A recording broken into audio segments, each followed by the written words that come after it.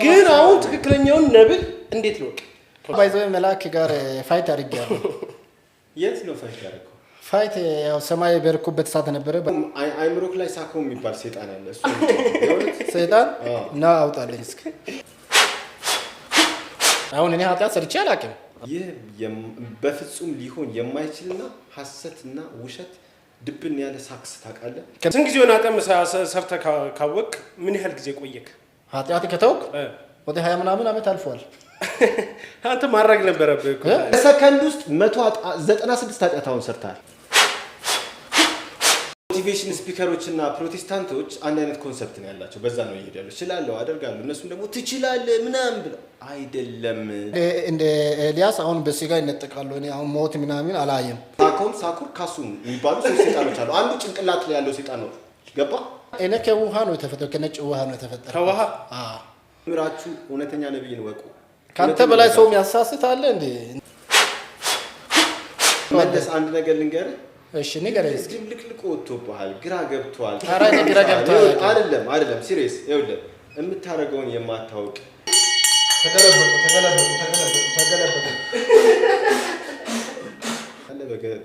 በከተማው በዓለማችን እንደዚህ አይነት ሰዎች በዝተው ሰው ማሳሳታቸው አዝናለሁ በጣም።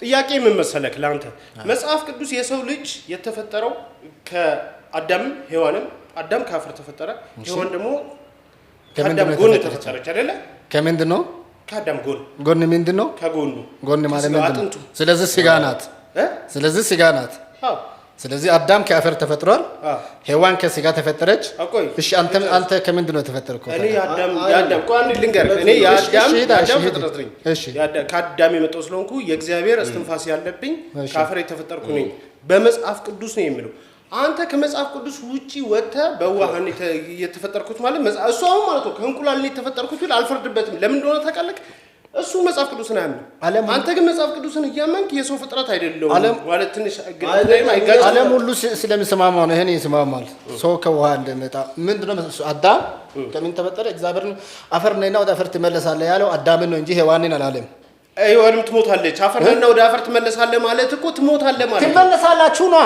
ትመለሳለህ አንድ ሳለ ነው በቃ ትመለሳለህ የሰው ልጅ ሲቀበር ቆይ ሞቶ ሲቀበር ወደ አፈርነት ይቀየራል ወደ አፈር ትመለሳለህ ማለት ትርጉሙ ቆይ ትመለሳለህ ወደ ሰው ይገልጻል እንዴ አሁን ወደ ቤት ትመለሳለህ ስለሽ ለማስተባበል አትሞት ለማስተባበል አይደለም ለማስተባበል እንስማ መልሰንስ ስለዚህ ነው ውጪ አይደለም ነው ውጪ ይሁን ልንገራከ ከቃሉ ልንገራሽ እሺ አዳም ሰው ከሶስት ነገር ነው የተፈጠረው የትኛው ዓለም ላይ ሰው የሚያምነው ነው አንደኛ አዳም ከአፈር ፈጥሯል እውነት ነው አንደኛ ሁለተኛ ሔዋንን ከስጋ ነው የተፈጠረችው ከአዳም ጎን ነው ይላል አይደለ ስለዚህ ምንድነው ከዛ የበለጠ ወደዚህ ያሉ ሰዎች ሁሉ ከምንድነው የተፈጠሩት ውሃው ምንድነው ወንድና ሴት ይገናኛሉ አይደለ ሲገናኝ ምኑ ነው ሰው የሚሆነው እንትኑ ስፐርም አይደለ ቆይ ስፐርም ምን አይነት ነው ጥቁር ነው ነጭ ነው ስለዚህ ያ ምን ይሆናል ወደ ሰው ውስጥ ይገብና ምንድነው ያ ውሃው ምን ይሆናል ሰው ሆኖ መጥቷል ከዛ በኋላ ያለው ሁሉ ምንድነው ሶስተኛው ዓለም ሁሉ የተባዛው በዛ ነው ግልጽ አድርገን ልንገርህ ያ ነጭ ውሃ ምንድነው ሰው የሴቷ ማፀን ውስጥ ገብቶ ምን ሆነ ውሃ ወደ ኖርማል ሰው ሆኖ አካል ይዞ መጣ ስለዚህ ከዛ በኋላ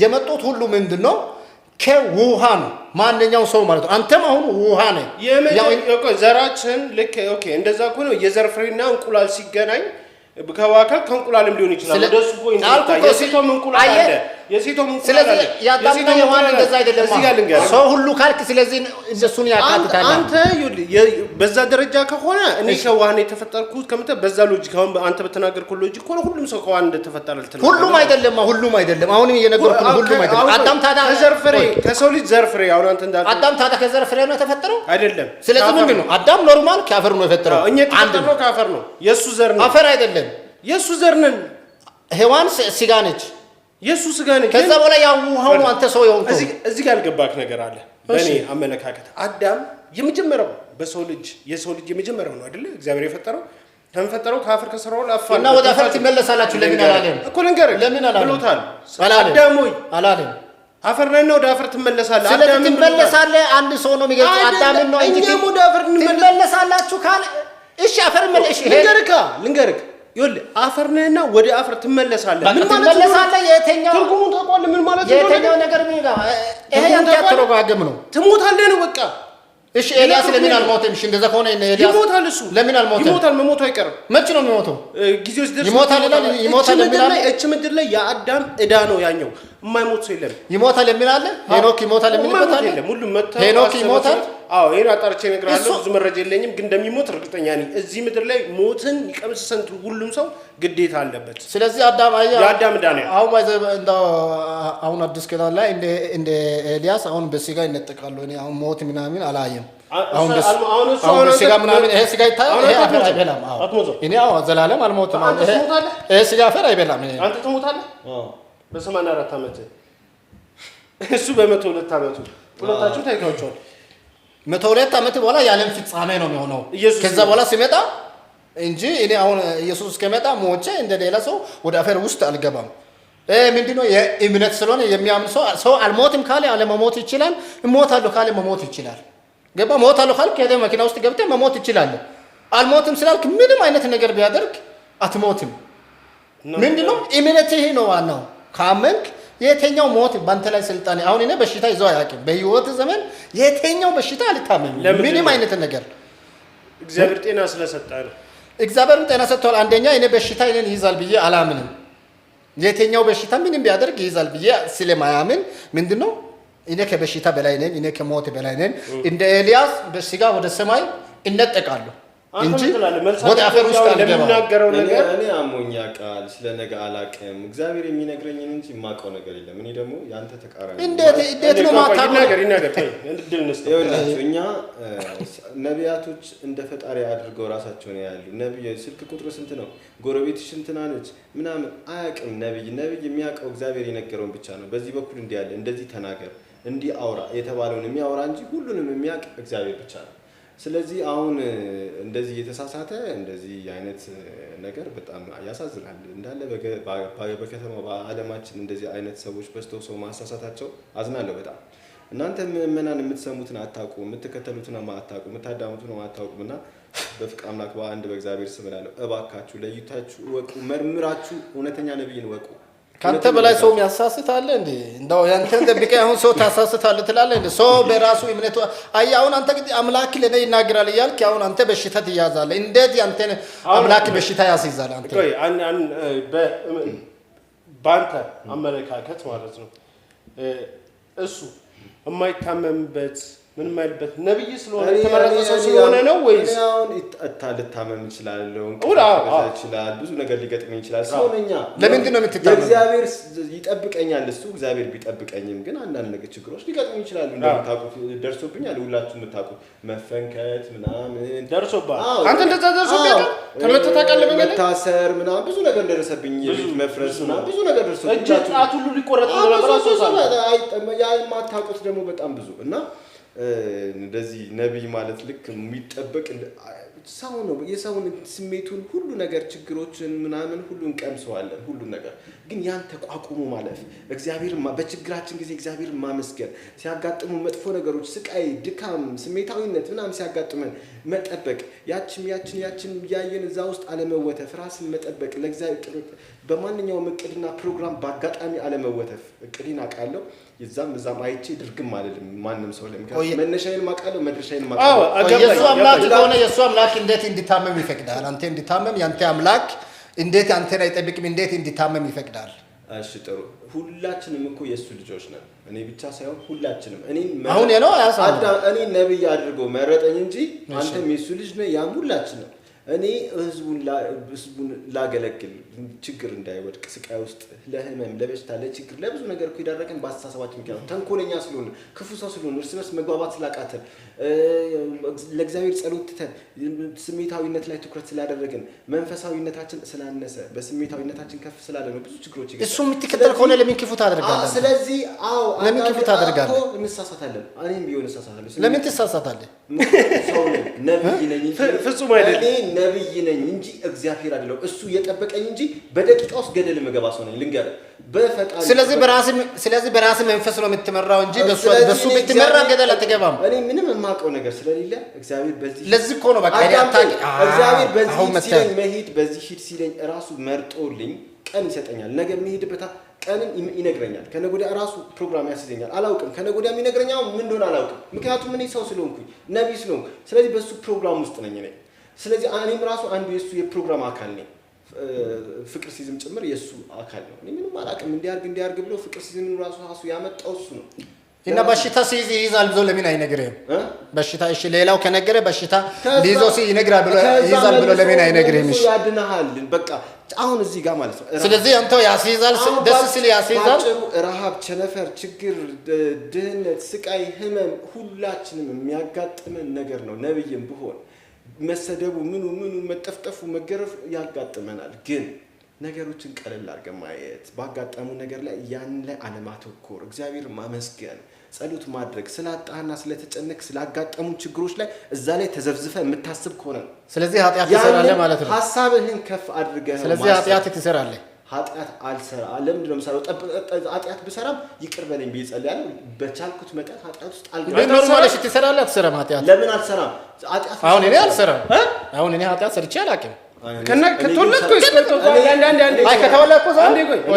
እንዴት ይሄን አስረዳኝ እስኪ። አሁን ኢየሱስን ከተቀበልኩ በኋላ ካመንኩ በኋላ ግል አዳኝ አድርገህ እንደገና ከተወለድኩ በኋላ ከዛ በፊት ያው ዓለም ላይ ስለነበረ እንድታደርግ ትችላለህ። ስንት ጊዜ ሆነ አጠም ሰርተህ ካወቅ? ምን ያህል ጊዜ ቆየክ?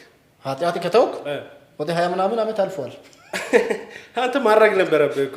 ለዛ እኮ ነው አደርጋለሁ ብሎ ኃጢአት አልሰራም ሳይሆን አሁን እኔ አልሰራም ሰርቼ ማላውቅም። በሰከንድ ውስጥ 196 ኃጢአት አሁን ሰርተሃል። ምንም አልሰራሁም። ምንም ሰርቼ አላውቅም። ይኸው ከእግዚአብሔር የተወለደ ሰው ይላል መጽሐፍ ቅዱስ አንድ ዮሐንስ ላይ ከእግዚአብሔር የተወለደ ሰው ኃጢአት አያደርግም ይላል። አንተ የምትሰራው ለምንድን ነው? ከእግዚአብሔር ስላልተወለድክ ነው የምትሰራው። የራስህ ስጋ ስለምትፈጽም። እኔ ከእግዚአብሔር ስለተወለድኩ የእግዚአብሔር መንፈስ በእኔ ውስጥ ላይ ስላለ ያ መንፈስ ምንድን ነው? ወደ ኃጢአት አይመራም፣ ወደ ስድብ አይመራም፣ ወደ ተንኮል አይመራም፣ ወደ ጥፋት አይመራም። የሚመራው ወዴት ነው? ወደ እውነትና እውነት ብቻ ነው። ስለዚህ ምንድን ነው ያ መንፈስ ሊያሳስተው አይችልም። ደግሞ መልስ ይመልስ። ወንድም ያለከው በጣም ችግር ውስጥ ነው። ምክንያቱም እኛ ምን እንዳለን ታውቃለህ? ኃጢአት የሚያሰራን አንድ አካል አለ። ያም ጭንቅላት ነው። ጭንቅላት አንድ አዳምጠኝ፣ እንደማመጥ ጭንቅላት ደግሞ ዊዝን ፐር ሰከንድ ብዙ ሀሳብ፣ ጥርጣሬ፣ ክፋት፣ ተንኮሎችን የሚያሰላስል በልባችን ግን ልንገዛው ሀሳባችን ትተን መንፈሳችን ልናዳምጥ የምንችለው እግዚአብሔርን ስንከተል ነው። ያንን ጭንቅላታችን መግራት መቻል ራሱ ለብዙ ዓመታት ይወስዳል። ከኃጢአታችን ለመቀነስ ማለት ነው። ሀሳባችን ልባችንን ከመንፈሳችን ለማዋሃድ አንድ ስንሆነው ኃይል የሚኖረን እግዚአብሔር በእኛ ውስጥ የሚሆነው መንፈስ ቅዱስ በእኛ ላይ ማድረግ የሚችለው። ስለዚህ አንተ አንድ አካል አለ ኃጢአት ሁሌም ሊያሰራ የሚችል እሱም ጭንቅላት ነው። ጭንቅላት ክፉ ነው ነገርኩህ። ጭንቅላት ስሜታዊ እንድትሆን፣ እንድታስብ፣ እንድትጠራጠር፣ ክፉ እንድትመለከት ያደርጋል። አይኖችህን፣ ጆሮችህን፣ ስሜታዊ አካላቶችህን፣ እጆችህን፣ የድሮ ታሪኮችን፣ አሉታዊ ነገሮችን ሁሉ ትውስታ በውስጥ እንዲመጣ ያደርጋል። እነዛ ትውስታዎች በውስጥ ተንጸባርቆ የግዴታ ግን አንተ በእምነት እየዳበርክ ስትሄድ ያንን ሪፍሌክት ታደርገዋለህ። ሆኖም ግን ኃጢአት መስራት ያኔም አይቀርም። ግን እየቀነሰ በመጣ ቁጥር መልካም ስራ እየጨመረ በመጣ ቁጥር ነው እንጂ ማንም ሰው በዓለም ላይ ግን መልካም ስራ በጣም እያደገ ሚዛኑ ከፍ እያለ ሲመጣ ኃጢአት እየቀነሰ እግዚአብሔር ባንተ ላይ ይሆናል። እንደዛም ቢሆን ኃጢአት መስራት ቆይ ይሄ ጭንቅላት ለአንተ የተፈጠረው ለምንድን ነው? እንድታስብ ነው የምታስበው ደግሞ እንድታስብ ነው። በቃ ስለዚህ እንድትቆጣጠር ነው። ለምን እንድትቆጣጠር አታደርግም? አየህ አንተ አሁን አላደርግም ብለህ የራስህ ጭንቅላት ስላሳመንክ ትስራለህ። አየህ እኔ ደግሞ አላደርግም ብዬ ጭንቅላትን አሳምኛለሁ። ምንም አይነት ኃጢአት ቢመጣ ሴት ይበራቆት ይምጣ የፈለገ ሰው ይምጣ፣ አሁን አንተ ይሄን ቢመጣ ይሄን አሳያለሁ። አንተ ልንገር አንድ ጊዜ ልንገር እኮ ነው። ስለዚህ ምንድን ነው ይሄ አእምሮ ስላሳመንኩ ሁሉም ነገር ምን ያደርጋል? ይታዘዝልኛል። አሁን ምን አለ መሰለህ አሁን አንተ ይሄ ሴክሬት ሎው ኦፍ አትራክሽን ምናምን የሚል አለ። ብዙዎቹ ፓስተሮች ይሄን አንበው ነው የሚሰብኩት። እውነቴን ነው የምነግራችሁ። ዘኪ አደርጋለሁ እችላለሁ ፈጽመዋለሁ ጭንቅላትን ስላሳመንክ ምናምን እያለ ነበረው። ጭንቅላት አይደለም እኛ ስላሳመን ነው አይምሯችን አያምንም። እግዚአብሔር ስለረዳል ነው እንጂ እምነት በውስጣችን አይምሯችን ውስጥ ስላለ ነው እንጂ። ግን ይሄ አስተሳሰብ ብዙዎቹን የዓለም ነቢያት በተለይ በፕሮቴስታንት ላይ እያሳሳተን ያለው ምንድነው? የሚሰብኩትም ይሄን ተከትለው ነው። ምንድነው? እችላለሁ ካልክ ትችላለህ፣ ገንዘብ አገኛለሁ ካልክ ታገኛለህ። አይደለም፣ ስላመንክ ነው። እግዚአብሔር ውስጤን ስለተመለከተ ራሱ ነው የሚረዳኝ እንጂ እኔ ስላሰብኩ አይደለም። የኔ አይምሮ ምን ስለሆነ ነው ጎትቶ የሚያመጣው? ማምነው አይምሮዬን ማሳመንም አልችልም። ምንም ያ መንፈስ አለ አእምሮ ውስጥ ያማችል አቅም የሌለኝ ደካማና ጥቃቅን እንደሆንኩ ነው የማውቀው። እዛም ደካማው ነው ቡርቱ ነኝ ይበል ይላል። እግዚአብሔር በእኔ ላይ በመሆን ሁሉ ነገርን መመልከት ይችላል። የእሱ አይን 32 ነው። ባንዴ መመልከት ይችላል። በዙሪያ ያለውን በእኔ ላይ መመልከት ይችላል። ችግሮችን ሳኩም ካሱ የሚባሉ ሰይጣኖች በዙሪያ ሲመጡ ማየት መገንዘብ ይችላል። አሁን 32 ምን መጽሐፍ ቅዱስ ላይ የእግዚአብሔር አይኖች በየስፍራ ሁሉ ላይ ናቸው ይላል። 32 የሚባል የለም። ሳኩም ካሱ የሚባሉ ሰይጣኖች አሉ። አንዱ ጭንቅላት ላይ ያለው ሰይጣን ነው። ገባ? እኔ ጭንቅላት ላይ ሰይጣን ሊቀመጥ አይችልም። እኔ ጭንቅላት ላይ ጭንቅላት ላይ ሰይጣን ያለ ሰው ነው የሚስተው። አየህ፣ ስለዚህ እኔ ላይ ስለሌለ አንስተው። አየህ፣ ያንተ ላይ የተቀመጠው እሱ ስለሆነ ምንድነው እያሳሰተ ነው። ገባ አይደለ? ስለዚህ ምንድነው ያንን ማውጣት አለብህ። አትቆጣጠርም አትችልም ብሎ የሚነግረው ያንን ነው። ስለዚህ ያንን ምንድነው ኮንትሮል ካላደረክ ምንድነው አሁንም ለሱ ገዢ ነው የምትሆነው። አንተ እኮ ኮንትሮል ማድረግ አትችልም። አድርግ ያለው እኮ እኔ አሁን ስላደረኩ እኮ ነው። አንችልም። እኛ እግዚአብሔር ካረዳን አንችልም። አይናችን መቆጣጠር ሐሳብን ቶት ኮንትሮል ይባላል። ሐሳባችንን መቆጣጠር የምንችለው እግዚአብሔር ሲረዳን እምነት ይሰጠናል። እምነት ስናገኝ ነው። እምነት ደግሞ ከፈጣሪ ነው የሚሰጠው። እምነት የሚመጣው ደግሞ በእውቀት ሳይሆን ለእግዚአብሔር በመገዛት ነው። እግዚአብሔር ቃል ነው። የኛ እውቀት በማሰላሰል የምንፈጥረው አይምሯችን በማሰብ ልቆጣጠር ሐሳቤን ብትል አይምሯችን መቆጣጠር አንችልም። ምክንያቱም እግዚአብሔር ግን እምነት ሲኖረ ውስጣችን ያለው የክፋት ሐሳብ፣ የጥርጣሬ፣ የተንኮል፣ የመጨነቁ የምኑ ይወገዳል፣ ይነሳል። መንፈሱ በራሱ ያነሳልናል። እምነት በእኛ ውስጥ ሲኖር ነው ሐሳባችንን መቆጣጠር የምንችለው፣ ስሜታችንን መግዛት የምንችለው። ካለበለዚያ አይሆንም በፍጹም። እኔ እችላለሁ፣ አውቃለሁ፣ አደርገዋለሁ፣ እፈጽመዋለሁ የሚለው ይሄ የተለያዩ አሁን አንዳንድ ሰዎች የሚያወሩት ይሄ ሰው አይደለም። መጽሐፉ በክርስቶስ ሁሉን ይችላለሁ ነው ይላል መጽሐፍ። ስለዚህ በክርስቶስ ሁሉን ትችላለህ። የክርስቶስ መንፈስ በክርስቶስ መንፈስ በእኔ ውስጥ በእኔ ጭንቅላት ውስጥ ላይ ካለ ያ መንፈስ እንዴት ያንተን እንዲረዳ አያደርግም? አየህ፣ ያንተው ሌላ ያ ጅኒው ስለሆነ ምን ያደርጋል? እንዳይቆጣጠር ያደርጋል። ሞቲቬሽን ስፒከሮች እና ፕሮቴስታንቶች አንድ አይነት ኮንሰፕት ነው ያላቸው። በዛ ነው ይሄዳሉ። እችላለሁ፣ አደርጋለሁ። እነሱም ደግሞ ትችላለህ ምናምን ብለው አይደለም። ጥሩ ተግባር ስትተገብሩ ነው፣ ንጹህ ስትሆኑ ነው የምትችሉት። ለእግዚአብሔር ስትገዙ ነው፣ ቀና ሰው ስትሆኑ ነው። ውስጣችሁ ልባችሁ ክፉ ስለሌለ ነው የምትችሉት እንጂ እኔ እችላለሁ ብዬ ስላሰብኩ አይደለም። የሆነ ስዕል እዚህ ጋር ለጥፍ። ባይዘው ፕሮቴስታንት ክፉ አያስብም። ታውቃለህ፣ እዚህ ጋር መኪና ከፈለክ መኪና ለጥፍ፣ የሆነ ቤት ከፈለክ ቤት ለጥፍ። ከዛ እችላለሁ ብለህ አስብ፣ ቁጭ በል። እሱ እኔ በዛ ነው ያው የሞኝ ነው ብዬ ነው። የአሁኖቹ ሞቲቬሽን ስፒከሮች እና ፕሮቴስታንቶች በዚህ መልክ ትችላለህ፣ ኢየሱስ ይመጣል ይሉ እና ቃሉ ላይ ያለ ቃሉ አትቀበል ያልከው አንተ ትችላለህ፣ ኢየሱስ ያድናል። አንተ አሁን አንተ መጽሐፍ ላይ ያለው ነው የምትቀበለው። ስለዚህ በፕሮቴስታንት መጽሐፍ ላይ በክርስቶስ ሁሉ ይችላል ይሎ ተጽፏል። ስለዚህ ያንን መጣል አይችሉም። እኔ ደካማው ብርቱ ነኝ ይላል። ስለዚህ ብርቱ ነኝ ብሎ ያ ሰው መሄድ ይችላል። ገብቷል አይደለ? ስለዚህ የተጻፈውን እኛም መተው ስለማንችል በክርስቶስ ሁሉን እንችላለን። ገባ? እኔ እኮ መቻል ብችሉ ደስ ይለኛል። እግዚአብሔር ያርግላችሁ። ግን እንደማትችሉ ነው የምነግራችሁ። ስላስቻለኝ እኮ ነው የማልሰራው። ምክንያት አንደኛ ሃይማኖቱ ተበርዟል። በራሱ ክርስትና ኮንፊዥን ሃይማኖት ነው። ምክንያቱም ክርስትና ኮንፊዥን ስለፈጠረ ነው ማህበረሰቡ ላይ ፕሮቴስታንት፣ ኦርቶዶክስ፣ ካቶሊክ፣ ሰቨንቲስ፣ አድቬንቲስት። ምክንያቱም አንዱ ኢየሱስ ይላል፣ አንዱ ማርያም ይላል፣ አንዱ ካቶሊክ ይላል። እሱ ስለ ሙሉ ክርስቲያን ነው የማወራው። ስለዚህ ችግር ስለ ሙሉ ክርስቲያን ስለሆነ ኮንፊዥን ስለተፈጠረባቸው አንዱ ክርስቲያን አርሚላን አንዱ ምን እያለ ብዙ ስለሆነ አንድ ሰው አንድ ቦታ ላይ ፔኔትሬት አድርጎ ማመን ስላልቻለ ኮንፊዥን ውስጥ ገብቷል። አይስዌር ክርስትና ውስጥ ያሉ ሰዎች በእውነት ያሳዝኑኛል። ለዛ ነው ብዙ ሃይማኖቶች ውስጥ ሰይጣን ስለገባ በራሱ እግዚአብሔርን በቀጥታ ማግኘት አልቻሉም። እግዚአብሔርን ማግኘት የሚችሉት በአሁኑ ሰዓት በፍቅር ሲዝም ሃይማኖት ብቻ ነው። እኔ ነግሮኛል። የእውነቴን ነው የምድኑት በዚህ ሃይማኖት ነው። እኔ ዝም ብዬ ባዶ እግሬንና በዱላ እየሄድኩ በየመሬቱ ሌላው ማየት አይችልም ብላል እኮ ከኔ ውጭ ሌላው ማየት አይችልም ብላል እኮ። አንድ ጥያቄ ልጠይቅህ ላንተም አሁን አንተ ቅድም ሳኮ ምናምን ባሉ ሶስት ሰይጣኖች እሱ ጭንቅላት ላይ ታዩኝ ብለሃል።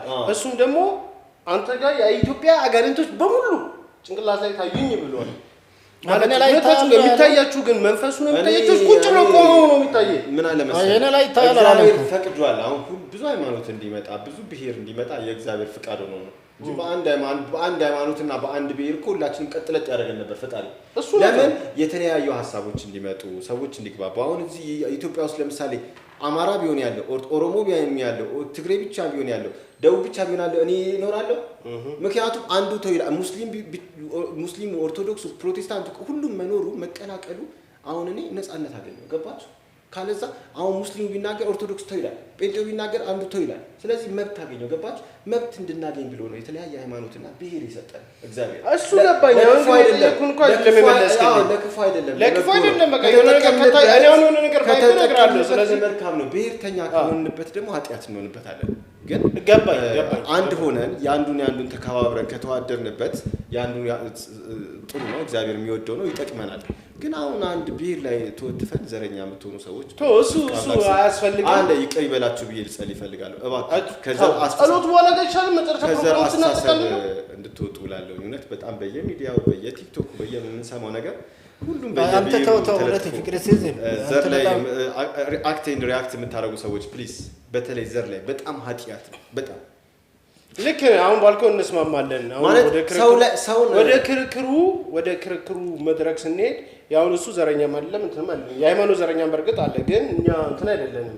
እዚህ ጋር ያነሳን ያለነው አይዲያ ስለሰው የሰው ልጅ ስለሰው ሲያስብ የመጨረሻ አይምሮ ሲደክም ነው። ስለሰው ቅድም እንዳልነው ስለ ክስተት ስለ ሁኔታዎች ማሰብ ይቻላል ስለሰው ከማሰብ። ስለሰው ጭንቅላታችን በጣም ሲወርድ ስለሰው ማሰብ ነው።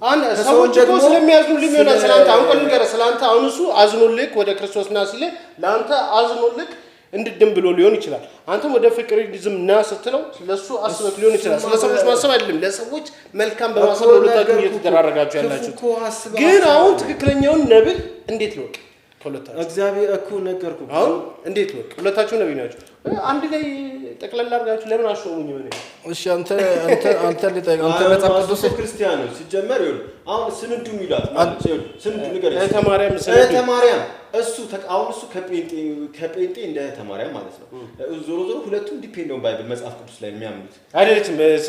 ተማሪያም በመጽሐፍ ቅዱስ አታምኑ። የራሷ ቀመረዛ የራሷ እንትን ምናምን ያለ ዞሮ መጽሐፍ ቅዱስን ትመራለች። እንደ ካቶሊክ እንደ ፕሮቴስታንት እንደ ኦንሊ ጂሰስ ምናምን ዲፔንድ ኦን ባይብል ክርስቲያን ነች ብቻ ምንም ይሁን ምንም። ስለዚህ ትንሽ ከኦርቶዶክስ ወጣ ያለች እንጂ ክርስቲያን ነች። እሱም ትንሽ ከጴንጤ ወጣ እንጂ ክርስቲያን ነው። ስለዚህ እነሱ አንድ ናቸው። እኛ አዲስ ሃይማኖት ነው፣ አዲስ ህግ ነው። ግን አንተን እንዲያውም ብዙ ሰዎች ከተማረም ላይ ያመሳሰሉካል። ከተማረም ላይ አንተ እንዲያውም ሞር ትቀርባለህ። ከተማረም ለስንዱ ማለት ነው አንተ ትቀርባለህ። ለምን መሰለህ? ስንዱ ራሷን በራሷ የሾመች ነች። ገብቶሃል? አንተም ራስን በራስ የሾምክ ሰው ነህ። ሁለታችሁ የምትሉት ከእግዚአብሔር ነው የተሾመው። እሱን እርግጠኛ አይደለንም እኛ እናንተ ነው እየነገራችሁ ያለው።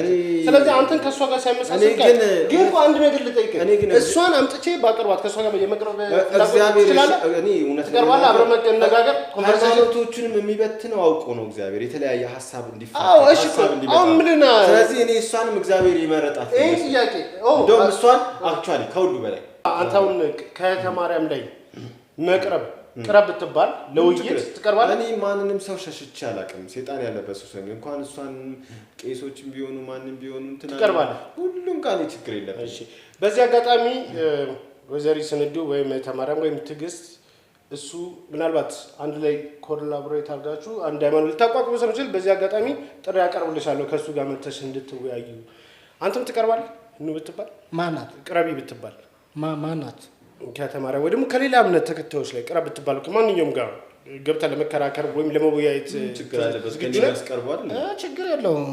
ግን እሷ ማን እንደሆነች አላወቅኩም። ግን ማን ሰው አላወቀሽም ማለት ነው። ቆይ ጋብዣት ተዋወቃታለህ። በነገራችን ላይ እሱ ከመላእክ ላይ እንደተደባደበ ሰምተሃል? የት እሱን ጋር ባይዘው መላእክ ጋር ፋይት አድርጌያለሁ። የት ነው ፋይት ያደረገው? ፋይት ያው ሰማይ በርኩበት ሰዓት ነበረ። ባይዘው ያው ከሰማይ ወደ ምድር እነሱ ይዞ ሄድ ስል እኔ አልመጣም ብዬ በሰማይ ራሱ እግራቸውን ሁሉ ይዤ ራሱ አልመጣም ስል መጨረሻ ላይ ማጅራትን ሁሉ ይዞ ነው ኢየሱስ ውሰድ ጊዜ ያልደረሰም ገና እዛ ብዙ አመት ይኖራል ስላለ እኔ ሌላ እስከማን ጋር ተጣልታል? ከእግዚአብሔርም ተጣልታል? አዎ ከእግዚአብሔር ጋርም ፋይት አድርጌያለሁ። አሁን እዚህ ምድር ላይ መጥቼ በየት ላይ ባይዘው በእኔ አልጀመረም። መጀመሪያ ባይዘው መልአክ ጋርም ያሸነፈ ሰው አለ በመጽሐፍ ቅዱስ ላይ አለ። እግዚአብሔርን ያሸነፈ ሰው አለ በመጽሐፍ ቅዱስ ውስጥ አለ። አሁን በእኛ መጽሐፍ ቅዱስ ላይ አለ። ዘፍጥረት 32 24 እስከ 29 ትንቢተ ሆሴዕ 12 ቁጥር 5 ላይ ገብተህ እሺ እኔ ደግሞ ልቀጥል ትችላለና ያ ምንድነው ስንቶኛና ማናምነው ብታወራው አገኝ ደግሞ ግን ዋጣው የተጻፈው እንዴት አንተ መጽሐፍ ላይ የተጻፈውን ታምናለህ? ስለዚህ እንደዛ እኛም በእኛ መጽሐፍ ቅዱስ ላይ የተጻፈው አሁን ሰውዬ እላይም እንዳልሄደም የምታውቁበት መረጃ ልንገራችሁ። እላይም አልሄደም ከማንም አልተጣላም። ምክንያቱም ከመላእክ እንዴት ሰው ሄዶ ይጣላል? መልአክ ሰይጣን ነው እንዴ? መልአክ እኮ አጋዥ ኃይል ነው። ሰማይ በርኩበት ሰዓቱ ነው። አንድ ሰው ሰማይ ከተመለሰው አይመጣም። አንዴ ይጨርስ በይሉ። እኔ ብዙ ጮክ እያልኩ ማውራት አልወድምና ከመላእክ ጋር ሰው መጣላት ከእግዚአብሔር ጋር ሄደ ተጣላ ከመላእክ። ስለዚህ ሲጀመር አንተ ቅዠት ነው ያየከው፣ ትክክለኛም ነገር አለ። ምክንያቱም ከእግዚአብሔር ጋር እግዚአብሔር ሰጪ ነው እንጂ ተጣይ አይደለም። መላእክትም ሰጪ ነው። የሚጣላው ሰይጣን ነው። ቅዠት ተኝተ የሚያወራጭ የሚጨንቅ የሚያልብህ ሰይጣን ሲመጣብህ ነው የሚደነግጠው የምፈራው።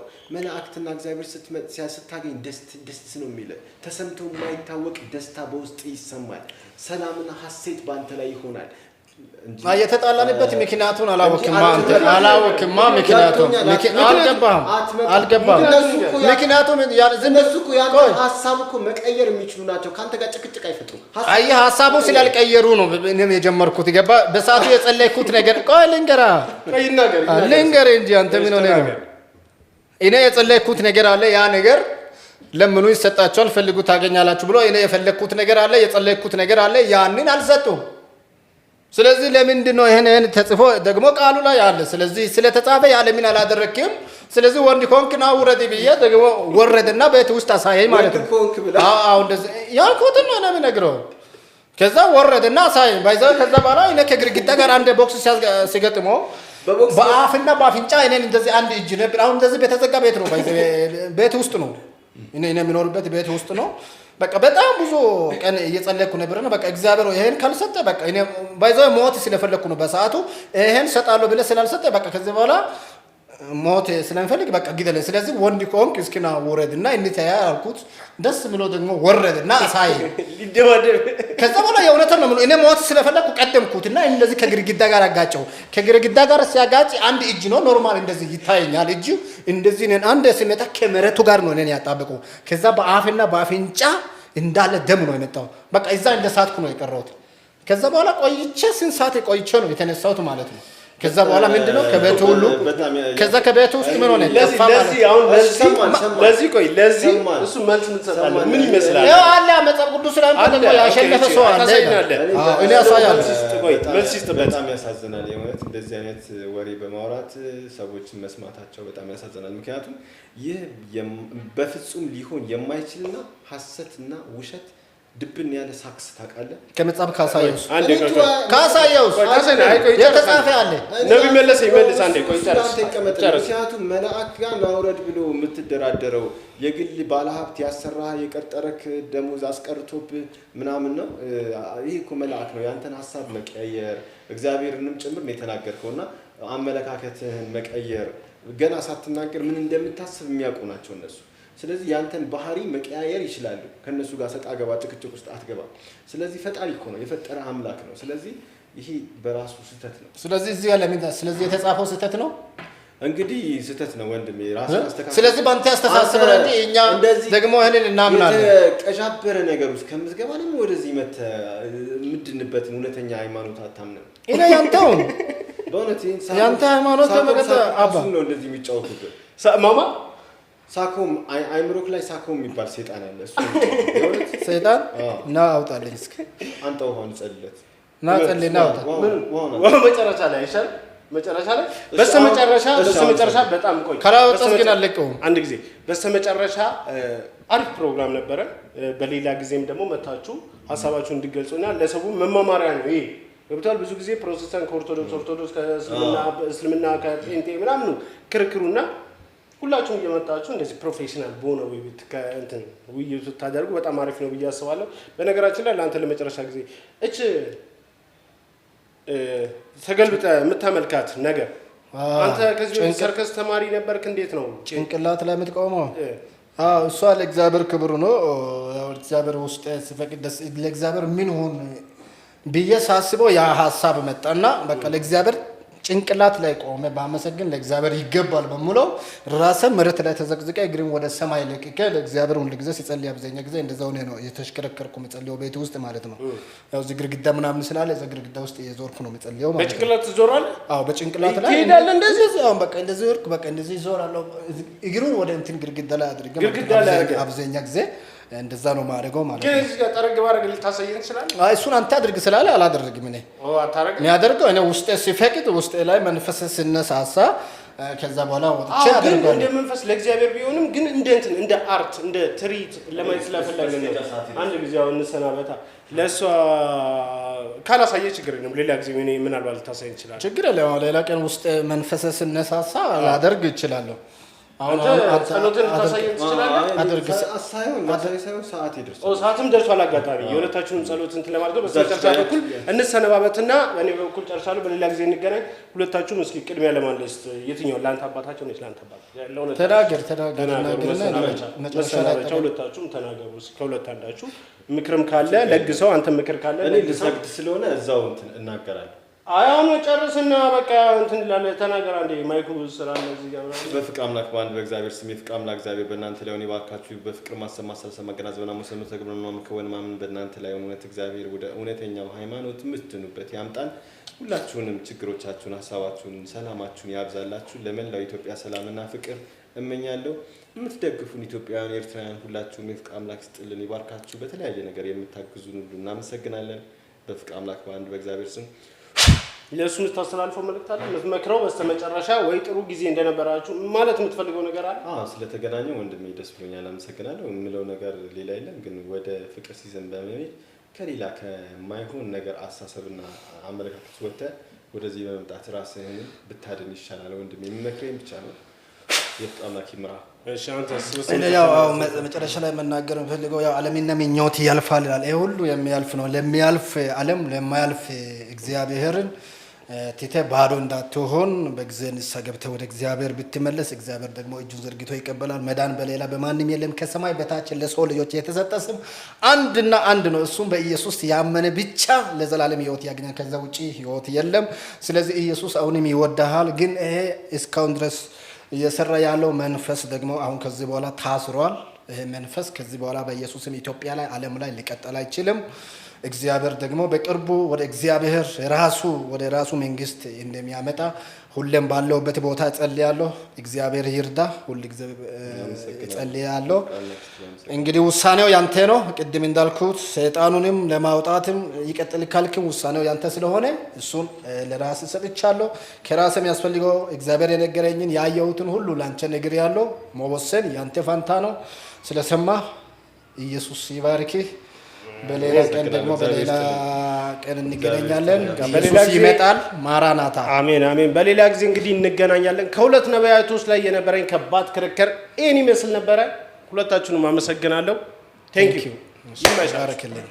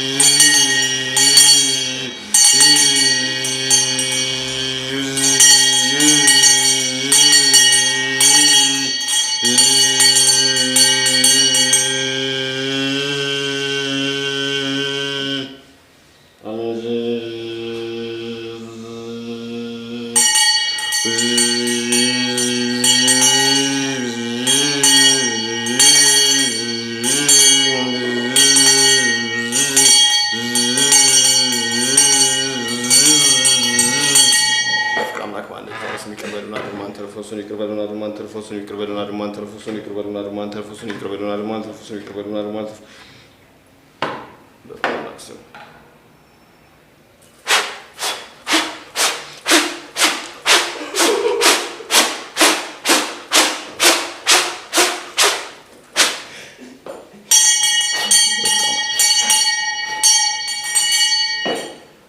በፍቅር ማሰማ ስለሰማ ገናዘብና መሰነት ተገባና ከመ ፍጻሜ ስትነግፍ ፍቅር መግዛት አውጥቶ ነግፎ ሰማስ ሞት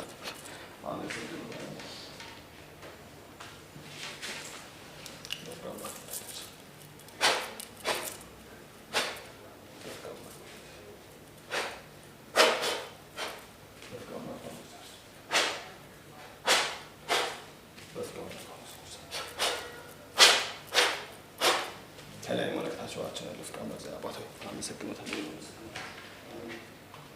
የፍቅር አምላክ አንድ ነው።